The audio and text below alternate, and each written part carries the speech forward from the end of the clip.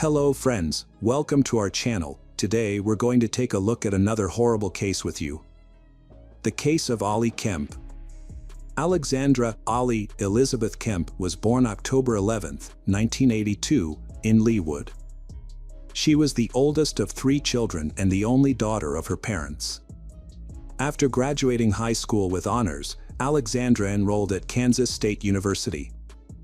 Following her freshman year, she returned to her hometown of Leawood for summer break. During her break, Alexandra took a part-time job at a local outdoor swimming pool near her parents' house, where her younger brother Tyler already worked. The pool was a quiet neighborhood spot, catering mainly to local residents, and it still operates today. On June 18, 2002, Alexandra reported to work on an overcast day because resulted in fewer visitors than usual. At 5 p.m., Tyler arrived at the pool to start his shift, but his sister Alexandra was nowhere to be found. Her phone and purse were still on the table where she usually sat, which made Tyler confused and worried. He immediately called his parents to report that Alexandra had vanished. Their father, Roger Kemp, rushed to the scene and began searching for his daughter. He first checked the pool, but it was empty. Next, he went to the small pump room near the pool, which contained equipment for water purification, a ladder, and other items. Upon entering the pump room, Roger didn't see anything out of the ordinary at first. However, he soon noticed a leg protruding from under a tarp. As he lifted the tarp, he was met with a horrific sight: his daughter Alexandra, brutally beaten and naked from the waist down, with multiple bruises on her face and body. Roger quickly called 911 and spoke with the operator. When the ambulance arrived, Roger was performing CPR on his daughter. The paramedics took Alexandra to the hospital, but despite their best efforts, she sadly did not survive.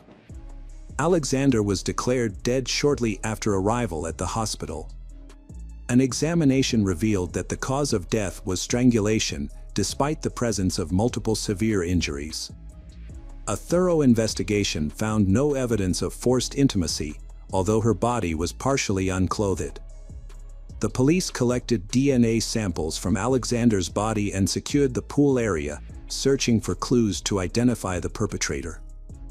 Evidence of a struggle was evident in the room where Roger discovered Alexandra's body, including her flip-flops found in separate locations. Additionally, an open bottle of antiseptic gel and its cap were found at the scene. A few days later, while the police continued to investigate, Alexandra's family and hundreds of mourners gathered to pay their respects at a funeral ceremony. Phil Howes, Alexandra's boyfriend since high school, was initially suspected in her death. As a pool administrator, he worked the morning shift on the day of her death, and Alexandra arrived at noon to start her 5-hour shift. Although Phil often stayed after work to spend time with Alexandra, he left promptly after his shift that day because they had plans for the evening. Despite being an early suspect, Phil had a solid alibi and was quickly cleared by the police. In an interview with detectives, Phil mentioned that Alexandra often felt uncomfortable being alone at work because some of the lawn maintenance workers would stare at her and try to flirt. The police investigated the lawn workers, but each of them had an alibi. However, the inquiry wasn't entirely fruitless. Several workers reported seeing a suspicious man with a video camera lurking in the bushes near the pool the day before Alexandra's death, apparently watching the female lifeguards in swimsuits. The police were given conflicting reports about Alexandra's final hours. Some people said she left the scene in an old Ford pickup truck, while others mentioned different circumstances. A study of Alexandra's mobile phone activity revealed that she had made plans with a friend, Laurel, to meet on the day she died. However, Alexandra didn't show up. When Laurel went to the police station to give her account of events, she explained that Alexandra had asked her to come to the pool to keep her company until her shift ended. According to Laurel, the pool was empty that day due to the poor weather, which made Alexandra anxious. When Laurel arrived at the pool at around 2:30 p.m., she didn't see Alexandra anywhere. Instead, a man she didn't know emerged from the pool house and waved at her with a smile. Laurel thought this man might be Alexandra's boss, and she decided to leave so as not to get her friend in trouble for socializing during work hours. At the time, she had no reason to think that anything was amiss. The police investigation led them away from Alexandra's workplace and to a completely different suspect. As a witness, Laurel provided a detailed description of the person she believed committed the crime. The police used this description to create a sketch of the suspect, who was identified as a white man around 30 years old, with a stocky build, short brown hair, and driving a 1980 Ford pickup truck. The suspect's identity was narrowed down when someone recognized the description as matching James Strader, a local mechanic who owned an old Ford pickup truck. James was questioned by the police and appeared to match the sketch, but he denied any involvement in Alexandra's death. His employer verified his alibi, stating that James was at work on the day of the murder. As a result, James was released from custody. While the police had eliminated James as a suspect, forensic analysis of evidence collected from the crime scene revealed male DNA on an antiseptic gel tube and on Alexandra's body. Unfortunately, the DNA did not match anyone in the police database, leaving the case still unsolved. Alexandra's family, friends, and boyfriend were ruled out as suspects after DNA tests showed no match with the DNA samples found on her body. The investigation was driven by Alexandra's father, Roger Kemp, who was determined to find his daughter's killer. After losing his child, Roger felt like he had lost his purpose in life. However, he found a new reason to keep going: justice for Alexandra. In an interview, Roger explained his approach: "You can either give up or keep fighting. I chose to fight." Impressed by his dedication, the police department gave Roger a workspace where he could collect and share information and collaborate with the investigators. As they explored all available leads, Roger and the investigators contacted the popular TV show America's Most Wanted and asked them to feature Alexandra's case. The show's producers agreed, and her story was aired. The episode generated hundreds of calls from viewers with potential tips. Although the authorities thoroughly investigated each lead, none of them led to a breakthrough, and the case stalled once again. In February 2003, 8 months after Alexandra's death, a promising new lead emerged. Following a thorough investigation, police in Utah apprehended a suspect. 3 separate witnesses, including 2 women and a 14-year-old girl, came forward to report being forced into intimate encounters with a man. He had managed to evade capture initially, but was eventually tracked down and arrested in Utah. The arrested individual was identified as James Strader, the same person who had been questioned by Kansas police earlier. Notably, James bore a strong physical resemblance to the suspect's composite sketch. James was questioned by the police, but they failed to collect his DNA sample at the time. This might have been because his employer had convinced the police that James was at work on the day of the crime and had not left the premises. Despite this, James denied any involvement in Alexandra Kemp's death. Although he resembled the suspect in the composite sketch, James claimed he had not been near the pool on the day of the crime. He eventually provided a DNA sample for analysis. The results indicates that his DNA did not match the DNA found on Alexandra's body or the antiseptic gel tube. James was later imprisoned for unrelated charges, and the investigation into Alexandra Kemp's death hit a dead end once again. A year after Alexandra's death, the police still had no leads. Roger Kemp, Alexandra's father, and Phil House, her boyfriend, continued to fight for justice.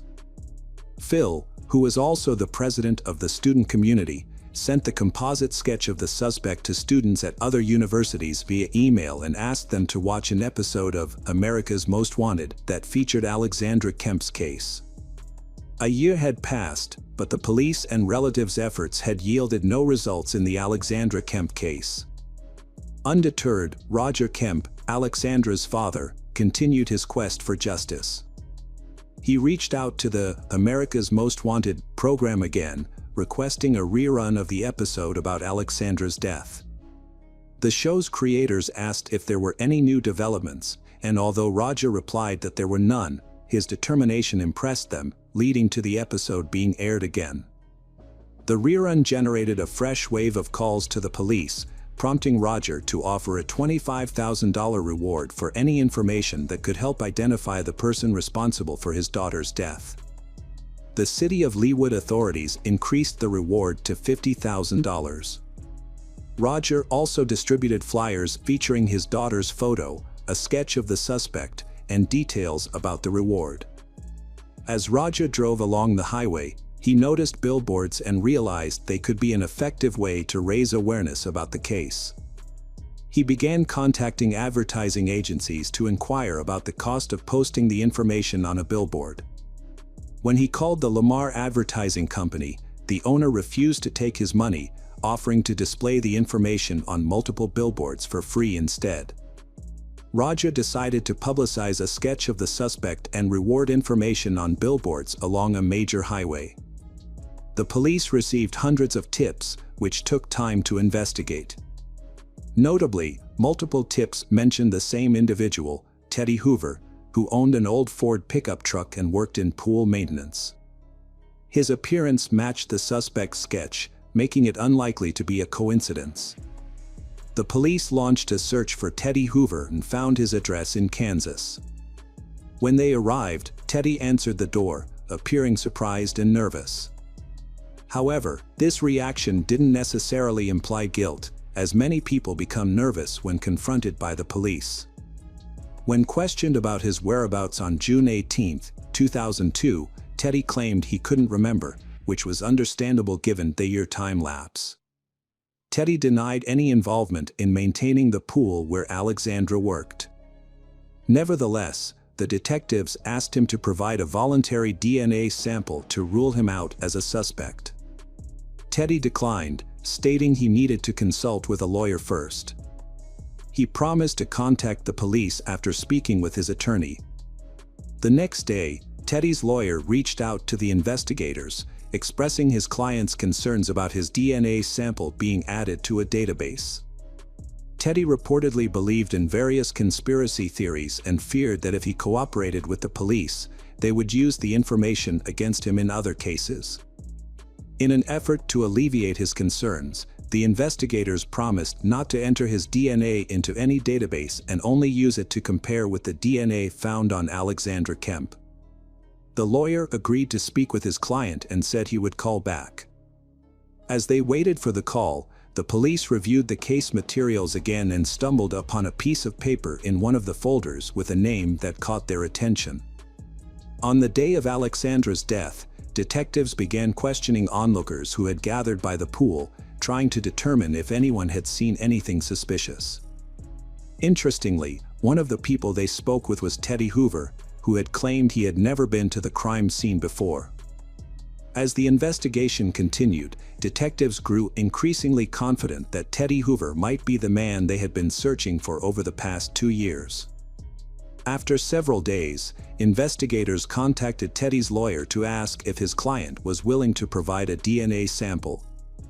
However, the lawyer responded by stating that his client had refused his services and broken off contact. Police immediately went to Teddy's house, but he had already escaped. As a result, the 29-year-old suspect was placed on the National Wanted list. Despite the efforts of the detectives, Teddy managed to evade capture for months. Billboards featuring his image were still up, but the search had yielded nothing. It wasn't until September 2004, when an anonymous caller contacted the police, that a new lead emerged. According to the caller, he knew the name of Teddy's girlfriend, with whom Teddy was living in Kansas. Detectives sought to locate Laura Barr, a woman connected to Teddy Hoover, but discovered she had left the state at the same time he escaped. This led them to investigate further. The U.S. Postal Service informed the Kansas State Police that Laura was receiving mail in Litchfield, Connecticut, along with a man named Benjamin Appleby, at the same address. The house where they resided was secluded and located in a rural area. Authorities suspected that Benjamin Appleby might be an alias for Teddy Hoover. To aid in the investigation, detectives from Leawood contacted the Connecticut State Police, requesting their assistance in locating Benjamin. It was discovered that he had a prior record in Connecticut, with an outstanding arrest warrant stemming from a 1997 incident where he had exposed himself to a schoolgirl. However, Benjamin had evaded capture and fled the state. With the existing warrant, detectives proceeded to the address associated with Benjamin's mail. Upon arrival, they found him at home and immediately took him into custody. As suspected, Benjamin Appleby was confirmed to be Teddy Hoover. It was revealed that while detectives in Kansas had been seeking a DNA sample from Teddy in connection with Alexandra Kemp's death, he had returned to Connecticut and resumed using his real name, attempting to maintain a low profile and escape notice.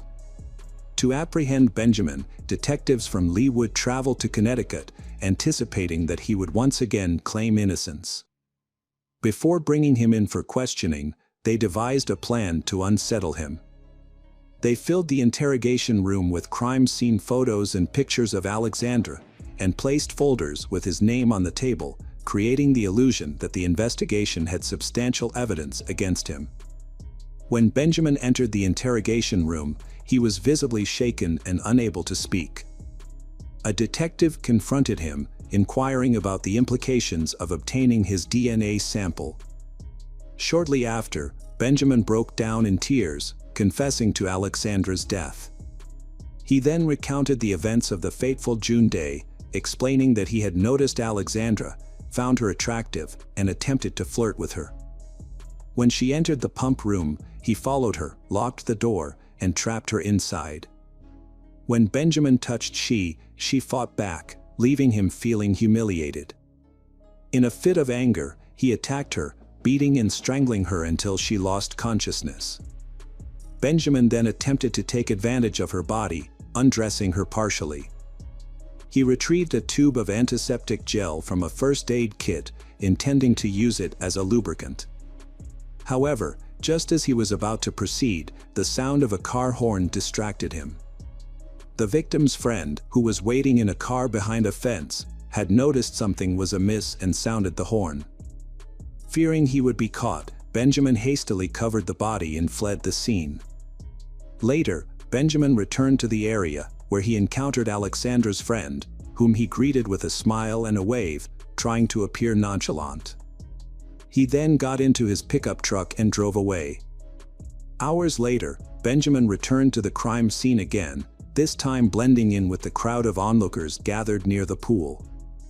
The DNA evidence ultimately led to Benjamin's downfall.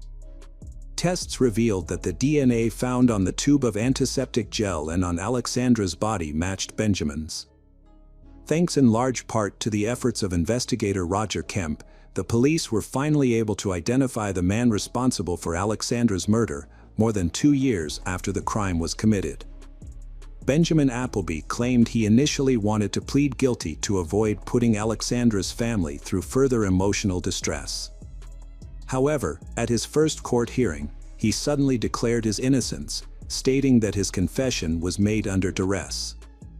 Despite this, DNA analysis revealed that his DNA was the only sample found on the victim's body, making it difficult to dispute his involvement.